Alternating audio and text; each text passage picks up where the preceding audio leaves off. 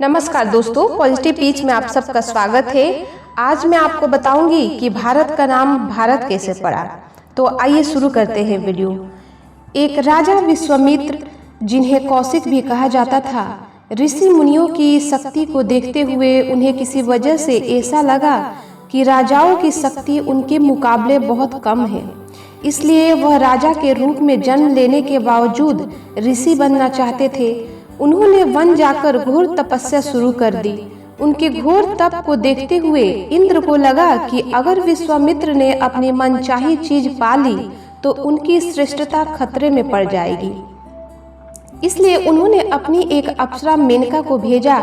मेनका का काम विश्वामित्र को मोहित करके उनका तप और उनकी साधना भंग करना था। वह इसमें सफल हुई और उसने विश्वामित्र की बेटी को जन्म दिया।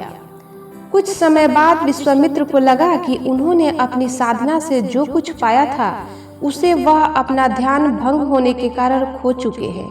वह कुपित होकर माँ और बेटी दोनों को वहीं छोड़कर चले गए। मेनका एक अप्सरा थी। वह संसार में कुछ ही समय तक रह सकती थी। वह वापस जाना चाहती थी।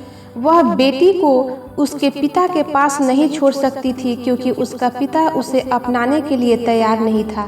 इसलिए वह बच्ची को मालिनी नदी के किनारे छोड़कर चली गई।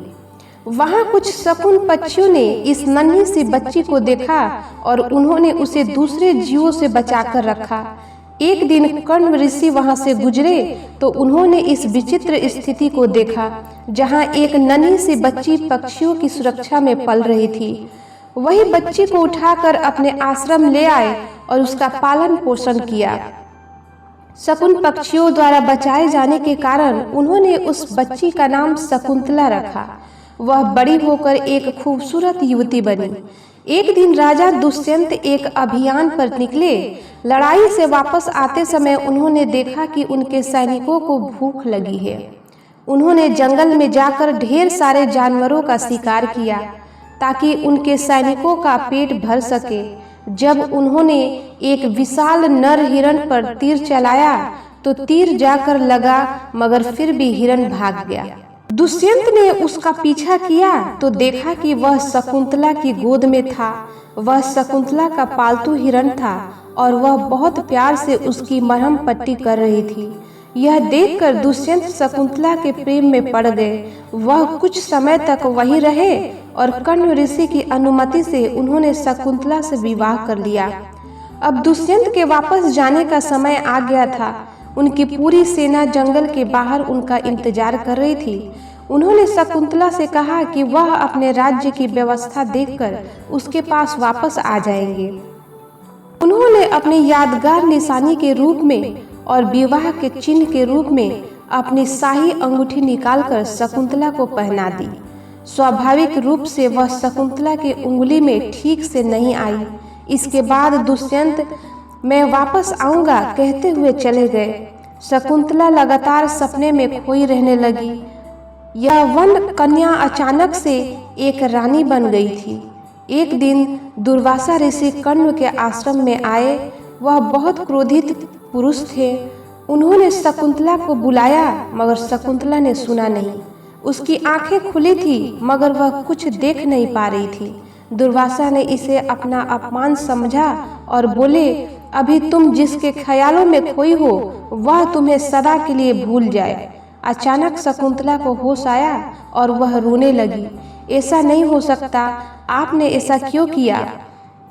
आश्रम के लोगों ने दुर्वासा को बताया कि शकुंतला की शादी राजा से हो गई है और वह उसका इंतजार कर रही है कि वह वापस आकर उसे साथ ले जाए।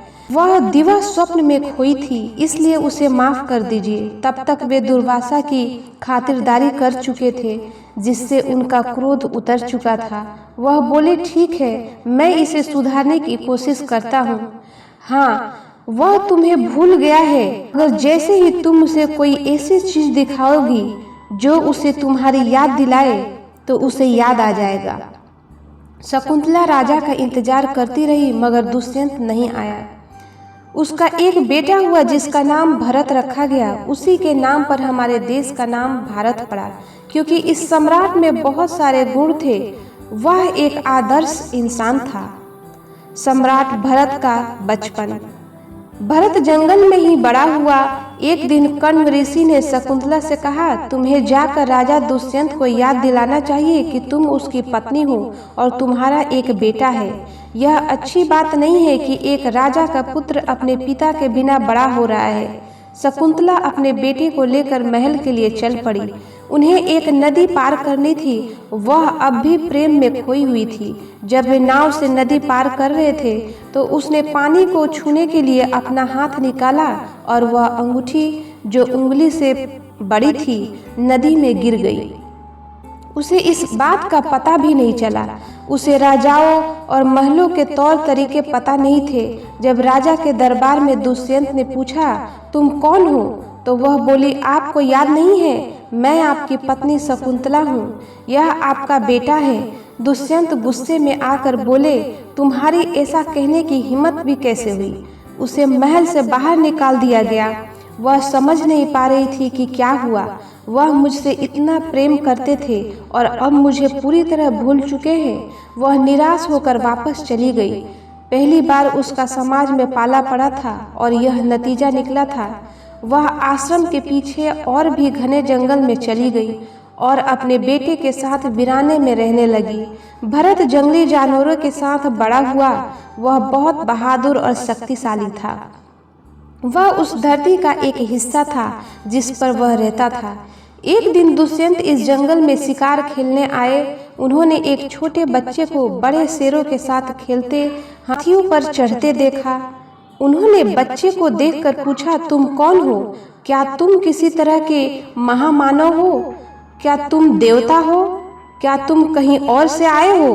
बच्चा बोला, नहीं, मैं भरत हूँ, दुष्यंत का पुत्र। राजा बोला, मैं ही दुष्यंत हूँ। फिर मैं भला तुम्हें कैसे नहीं जानता? फिर कण्व ऋषि आए और उन्हें पूरी कहानी बताई। आखिरकार दुष्यंत को सब कुछ याद आ गया और वह शकुंतला तथा भरत को लेकर महल लौट आए।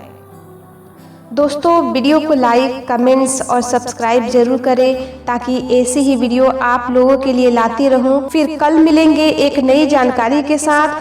तब तक हंसते रहिए, मुस्कुराते रहिए। आपका समय शुभ हो। धन्यवाद।